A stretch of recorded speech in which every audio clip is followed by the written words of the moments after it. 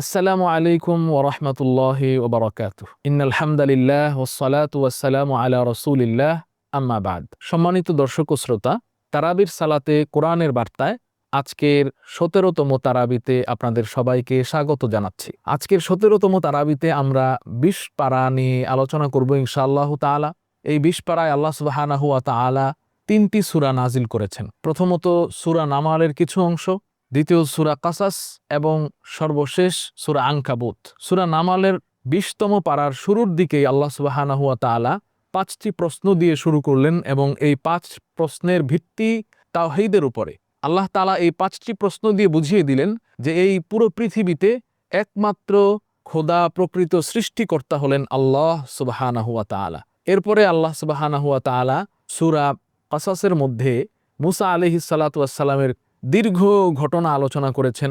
তার শৈশব থেকে নিয়ে একেবারে প্রাপ্তবয়স্ক হওয়া পর্যন্ত, পূর্ণবয়স্ক হওয়ার পরেও বিভিন্ন ঘটনা নিয়ে আলোচনা করেছেন। এখানে আরেকটি ঘটনা তিনি এনেছেন, সেটি হচ্ছে অত্যন্ত ধনী একটা ক্যারেক্টার, ইতিহাসে যাকে কারুন বলে আমরা চিনি। সে বেশ অহংকারী, ধনী ছিল, কিন্তু একই সাথে আবার কৃপণ ছিল। তার এই কৃপণতা এবং দ্বীনের বিরুদ্ধে তার যেই ষড়যন্ত্র, এর কারণে তার কি পরিণতি হয়েছে এই সূরার মধ্যে আল্লাহ তাআলা সেটা বিস্তারিত তুলে ধরেছেন। সূরা আনকাবুত। আনকাবুত অর্থ হচ্ছে মাকড়সা। আল্লাহ সুবহানাহু ওয়া তাআলা এই মাকড়সা, এই সূরাটির মধ্যে, আনকাবুত সূরার মধ্যে কাফেরদের চক্রান্ত কতটা ক্ষীণ এবং দুর্বল, এটা যে মাকড়সার জালের মতো দুর্বল, আল্লাহ তাআলা এটাই এই সূরার মধ্যে তুলে ধরেছেন। প্রিয় দর্শক ও শ্রোতা, আমরা প্রথমেই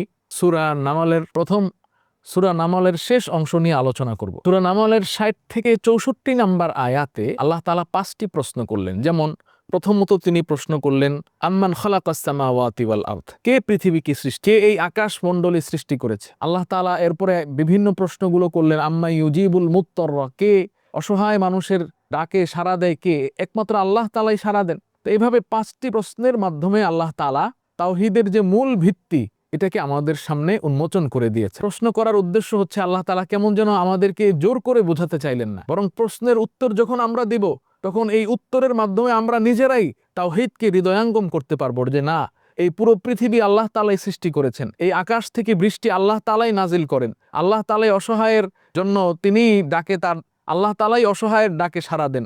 অতএব আল্লাহ তাআলার সাথে আর কোনো কাউকে শরীক করা যাবে না। আল্লাহ তাআলা বারবার এই বিষয়টা প্রশ্ন করছেন, ইলাহুম্মা আল্লাহ, আল্লাহর সাথে কি আরেকটি আল্লাহকে তুমি, অন্য আরেকটি খোদাকে তুমি আমার সাথে শরীক করবে? এটা কি করে সম্ভব? তো এই ২০ পারার শুরুতেই আল্লাহ তাআলা এই ৫টি গুরুত্বপূর্ণ প্রশ্নের মাধ্যমে আমাদেরকে তাওহীদের মূল শিক্ষা আমাদের হৃদয়ে, আমাদের হৃদয়াঙ্গম করানোর জন্য এই ৫টি প্রশ্ন আমাদেরকে জানিয়ে দিলেন। আল্লাহ সুবহানাহু ওয়া তাআলা ২০ পারার একেবারে প্রথমেই এই ৫ প্রশ্নের মাধ্যমে আমাদের বিবেককে নাড়া দিলেন যে আল্লাহ তাআলা তোমাদেরকে এত কিছু দেন, এই আকাশ সৃষ্টি করেছেন, জমিন সৃষ্টি করেছেন, তোমাদেরকে ডাকলে সাড়া দেন, তা আল্লাহ তাআলা ছাড়া অন্য কোনো খোদা কি তোমাদের আছে? অর্থাৎ আমাদের বিবেককে প্রশ্ন করলেন, বিবেককে নাড়া দিলেন, যেন আমাদের বিবেক জাগ্রত হয়, আমরা যেন শিরিক থেকে বের হয়ে এসে একমাত্র আল্লাহ রব্বুল আলামিনকে রব হিসাবে স্বীকৃতি দান করি। এরপরে সূরা কসসের ৭ থেকে নিয়ে ১৩ নম্বর আয়াতে আল্লাহ সুবহানাহু ওয়া তাআলা মুসা আলাইহিস সালাতু ওয়াস সালামের ঘটনাগুলো অনেক বিস্তারিতভাবে সবিস্তারে আলোচনা করেছেন। তার মধ্যে আওহাইনা ইলা উম্মি মুসা আন আরদিআই, আমি মুসার মাকে ওহী পাঠালাম যে তাকে তুমি দুধ পান করাও, যখন তার জন্য ভয় পাও তখন তাকে তুমি নদীতে ভাসিয়ে দাও। আপনি চিন্তা করে দেখেন, মুসা আলাইহিস সালাতু ওয়াস সালামের জীবনটা কতটা চড়াই উতরাই পার হয়ে, এরপরে তিনি তার জীবনে কতটা চড়াই উতরাই ছিল। মুসা আলাইহিস সালাতু ওয়াস সালামকে আল্লাহ তাআলা তার শত্রুর ঘরে লালন পালন করেছেন। মুসা আলাইহিস সালাতু ওয়াস সালামকে আল্লাহ তাআলা তার সবচেয়ে বড় শত্রু, তার সবচেয়ে বড় যে এনিমি ছিল ফেরাউন, তার হাতে আল্লাহ তাআলা লালন পালন করে। এটা আল্লাহ তাআলার অনেক বড় কুদরতের বহিঃপ্রকাশ। তা আল্লাহ তাআলা এই সূরা কাসাসের ৭ থেকে ১৩ নম্বর আয়াতে এই বিষয়গুলো তুলে ধরলেন। এরপরে আল্লাহ তাআলা সূরা নামলের ৭৩ নম্বর আয়াতে একজন ইন্টারেস্টিং ক্যারেক্টারের কথা আলোচনা করলেন, যে ঘৃণিত, একই সাথে ধনী, কিন্তু ঘৃণিত, অহংকারী এবং নিকৃষ্ট একটা ক্যারেক্টার। ইন্না কারুন, আল্লাহ তাআলা শুরুই করলেন কারুনের নাম দিয়ে। এই কারুন, আল্লাহ তাআলা কারুনকে অনেক সম্পদ দিয়েছিলেন, কিন্তু সে শুকরগুজার বান্দা ছিল না, বরং ফাবাগা আলাইহি, আল্লাহর বিরুদ্ধাচরণ করেছে। এবং সে দম্ভ ভরে এটা বলতো যে আমার এই সম্পদ আমাকে আল্লাহ দেন নাই, নাউজুবিল্লাহ, বরং এই সম্পদ আমি নিজের যোগ্যতা বলে আমি এটা অর্জন করেছি। আল্লাহ তাআলা এই যে অহংকার এটাকে এতটা অপছন্দ করেছেন, তার শাস্তি স্বরূপ আল্লাহ তাকে জমিনে ধসিয়ে দিয়েছেন। এই সূরা কসসের মধ্যে আল্লাহ কারুনের এই ঘটনাটা ৭৬ নম্বর আয়াত থেকে শুরু করেছেন। তা আমাদেরকেও এই বিষয়ে সতর্ক থাকতে হবে। আমার আপনার জীবনে হয়তো আল্লাহ তাআলা অনেক নিয়ামত দিবেন। আমার আপনার জীবনে আল্লাহ তাআলা কাউকে অর্থ দিয়ে, কাউকে অর্থের নিয়ামত দিবেন, কাউকে শক্তি বেশি দিবেন, কাউকে সুন্দর চেহারা দিবেন, কাউকে হয়তো আল্লাহ তাআলা বংশ, কাউকে সুনাম সুখ্যাতি, বিভিন্ন যোগ্যতার বলে বলিয়ান করবেন। কিন্তু আমাকে খবরদার অহংকারী হওয়া যাবে না। আমি যেন এটা মনে না করি যে এগুলো সব আমার নিজের যোগ্যতায় আমি হাসিল করেছি। আপনি একটু চিন্তা করেন তো, আপনি মেনে নিলাম অনেক বড় চাকরি করেন, একটা ভালো জব করেন, আপনি একটা ভালো প্রফেশনে আছেন। আপনি যদি এই চিন্তা করেন যে এটা আমি নিজের যোগ্যতায় লাভ করেছি, এখানে আল্লাহ রব্বুল আলামিনের কোনো ধরনের দান আমার উপরে নেই, আল্লাহ রব্বুল আলামিনের কোনো কৃতিত্ব এখানে নেই, আল্লাহ সুবহানাহু ওয়া তাআলার কোনো কৃতিত্ব মহত্ব এখানে নেই, আপনি একটু চোখটা বন্ধ করে দেখেন তো, আপনার চাইতেও অনেক হাই রেজাল্ট, ভালো প্রোফাইল, এরকম বহু মানুষ চাকরির জন্য রাস্তায় রাস্তায় ঘুরছে। আপনার চেয়ে অনেক যোগ্য মানুষও রাস্তায় আছে। তাহলে আপনি যদি যোগ্যতার মাধ্যমে এই জায়গায় যেতেন, তাহলে তো আপনি সেখানে না হয়ে ওই লোকটা এখানে থাক। তার মানে বোঝা গেল যে যোগ্যতা বলে আপনি ভালো প্রফেশন পাননি, এটা আল্লাহ সুবহানাহু ওয়া তাআলার দান। সব সময় আমাকে এই বিষয়টা খেয়াল রাখতে হবে। আপনি দেখেন যে সূরা ফুরকানে আল্লাহ সুবহানাহু ওয়া তাআলা আল্লাহর প্রিয় বান্দাদের যে গুণাবলীর কথা আলোচনা করেছেন, তার মধ্যে একটা হচ্ছে ওয়া ইবাদুর রহমানিল্লাযীনা ইয়ামশুনা আলাল আরদি হাওনা ওয়া ইযা খাতাবাহুমুল জাহিলুনা ক্বালু সালামা। যখন সে হাঁটে তখন দম্ভ ভরে হাঁটে না, বরং খুব বিনয়ের সাথে সে হাঁটে। অর্থাৎ তার মধ্যে অহংকারের লেশ মাত্র থাকে না, সে অমায়িক একজন মানুষ হয়। এই ধরনের মানুষকে আল্লাহ সুবহানাহু ওয়া তাআলা পছন্দ করেন। তো এই কারুনের ঘটনা আমাদের জন্য শিক্ষা যে খবরদার অহংকারী হওয়া যাবে না, দাম্ভিক হওয়া যাবে না। আল্লাহ তাআলা দাম্ভিক অহংকারী মানুষকে পছন্দ করেন না। বারবার কোরআনে বিভিন্ন জায়গায় বিভিন্নভাবে আল্লাহ তাআলা এটা বুঝিয়ে দিয়েছেন যে আল্লাহ তাআলা ইন্নাল্লাহা লা ইউহিব্বুল মুতাকাব্বিরিন, ইন্নাল্লাহা লা ইউহিব্বু কুল্লা মুখতারিন ফাখুর, ইন্নাল্লাহা লা ইউহিব্বু কুল্লা মুখতালিন ফাখুর। এভাবে বিভিন্ন জায়গায় আল্লাহ তাআলা বলে দিয়েছেন আমি কিন্তু দাম্ভিক অহংকারী মানুষকে পছন্দ করি না। কারণের ঘটনা এটা আমাদের জন্য।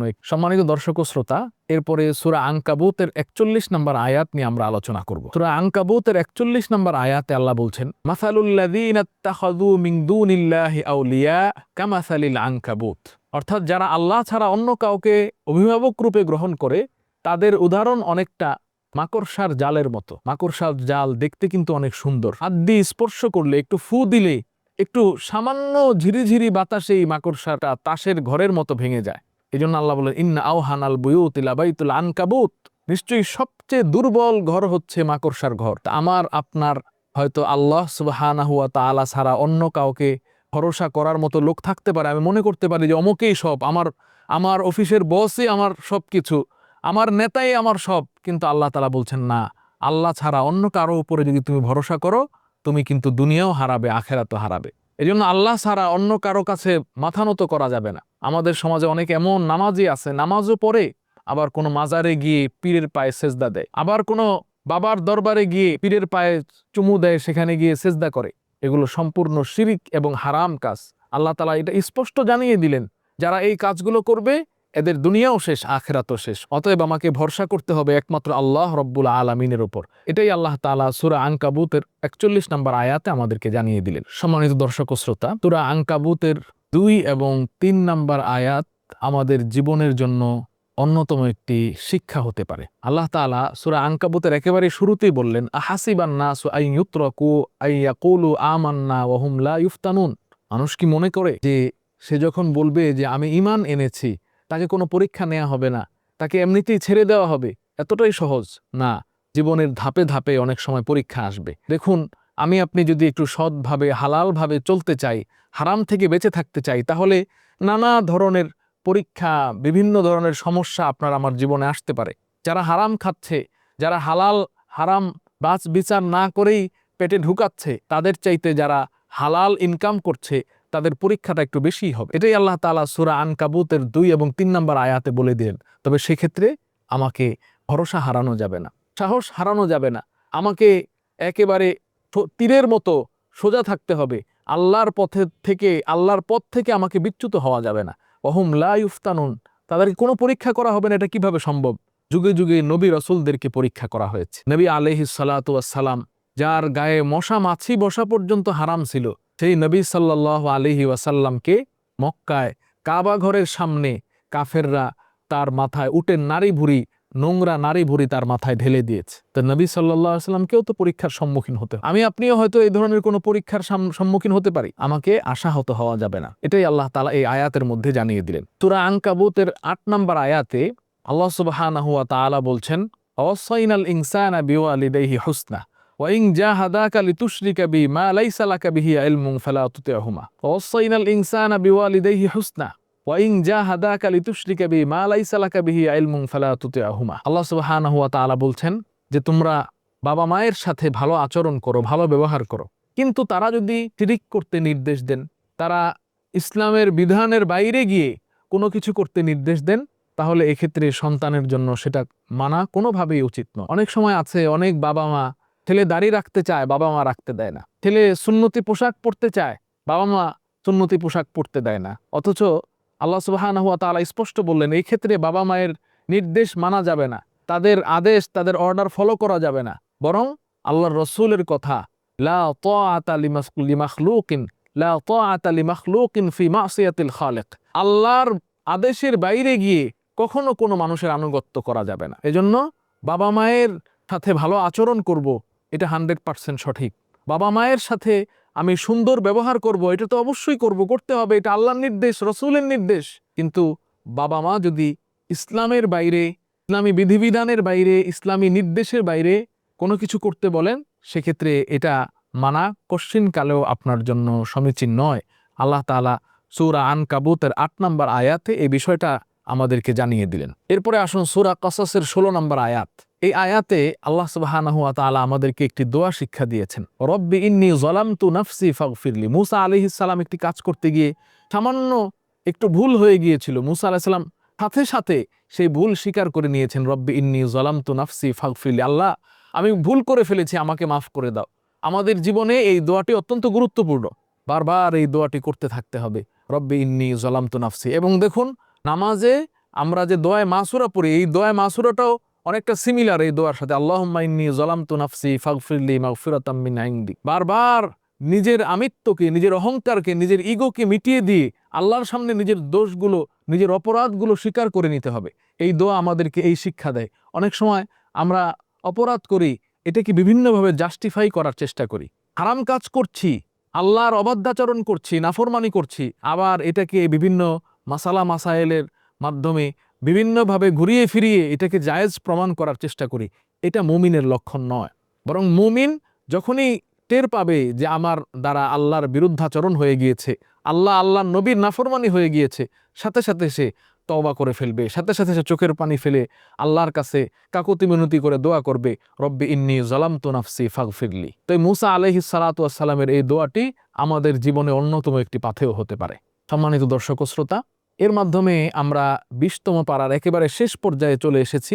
তো আজকের এই পারার মূল সারমর্মের দিকে যদি আমরা আবার একটু লক্ষ্য রাখি, তাহলে আমরা সূরা আনকাবুতের সেই আয়াতের দিকে আবার ফিরে যাই। আল্লাহ তাআলা বলছেন, ইন্না আওহানাল বুয়ুতি লাবাইতুল আনকাবুত, নিশ্চয় মাকড়সার জাল এটা সবচেয়ে দুর্বল।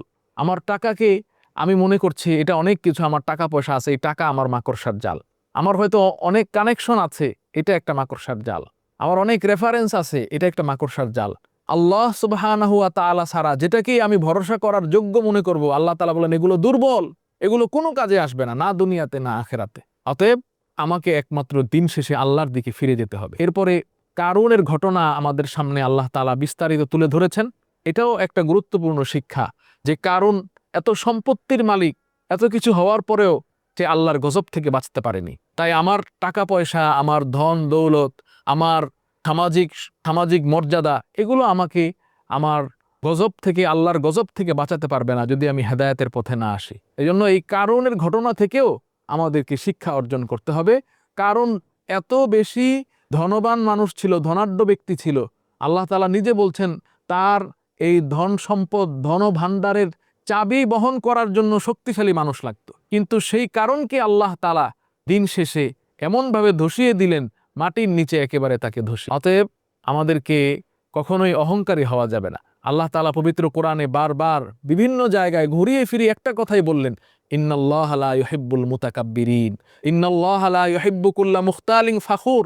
খবরদার বান্দা, অহংকারী হইও না, অহংকার করো না, গর্ব করো না। আমার সামনে তুমি দম্ভ ভরে হেঁটো না। আমি কিন্তু অহংকারী মানুষকে অপছন্দ করি। অতএব কারুনের এই ঘটনা আমাদের জীবনে এই শিক্ষাই দিয়ে যায়, সবসময় বিনয়াবনত হতে হবে।